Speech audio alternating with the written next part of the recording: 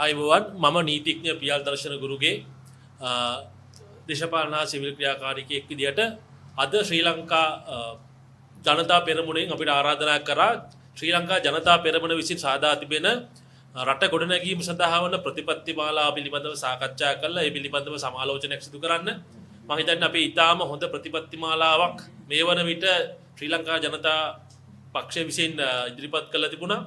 අපි අද මේ පිළිබඳව සාකච්ඡා කරා. විශේෂයෙන්ම මේ රටේ ආර්ථිකය නිෂ්පාදන ආර්ථිකයක් කරා ගෙනියන්නේ කොහොමද කියන එකට ඕන් බැරි බරක් දීලා තිබුණා. අපි මේ දකින මේ මොහොතේත් මේ ආණ්ඩුව ඵලයටපත් උනේ මේ රටේ නිෂ්පාදන ආර්ථිකය ගොඩනගනවා කියලා පොරොන්දුවක් එක්ක. හැබැයි අපිට අද දකින්න නැහැ එවැනි දෙයක් මේ මහ පොළොවේ සිද්ධ වෙනවා. විශේෂයෙන්ම දිත්වා සිලුකුණාටුවෙන් පස්සේ අපේ මධ්‍යම කඳුකරේ නාය ගිහිල්ලා එක පැත්තකින් අපේ වගාබිම් විනාශ වෙලා අපි දැවැන්ත ආහාර අර්බුදයකට යමින් සිටින අවස්ථාවක්. ඉතින් මෙවැනි අවස්ථාවකදී අපිට සිද්ධ වෙනවා මේ රටේ ආහාර සුරක්ෂිතතාවය වැඩි කරන්න. ඉතින් ඒ සඳහා අපිට පැපී පෙරන වැඩ පිළිවෙලක් පේන්නේ නැහැ.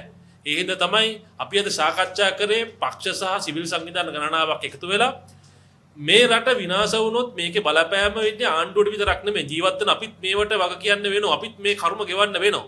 ඉතින් ආණ්ඩුවෙන් මේ දේ කරන්නේ නැත්නම් අපිට එළියේ ඉන්න දේශපාලන හා සිවිල් ක්‍රියාකාරකීන් විදිහට අඩුම ගානේ ආණ්ඩුවට කරන්න පුළුවන් වැඩපිළිවෙලක් ඕගොල්ලෝ හදන්න නැත්නම් අපි හරි හදලා දෙන්න.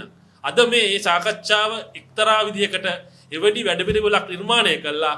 අපි මේ දක්මක් නැතුව අයාලේ යන ආණ්ඩුවට පාර පෙන්නන්න අඩුම ගානේ අපි මේ පාර පෙන්නන ටෝච් එලියක් දෙන්න තමයි යන්නේ.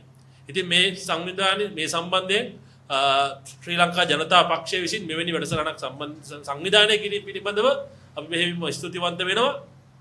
අපි බලාපොරොත්තු වෙනවා මේ වැඩකළු ඉදිරියට ගිහිල්ලා ශ්‍රී ලංකාවේ ඉන්න විපක්ෂයේ සියලුම දේශපාලන බලවේග සිවිල් සංවිධාන එකතු කර ගැනීමෙන් මේ ආණ්ඩුව නිවිද ආකාරයට අවශ්‍ය විදිහට නිවිසි පාරට ගැනීමටත් ඔවුන් එසේ කරන්නේ නැත්නම් මේ ආණ්ඩුව පළව හැරලා අලුත් බලවේගයක් අපි නිර්මාණය කරන්නත් පසුබට වෙන්නේ නැහැ. ස්තුතියි.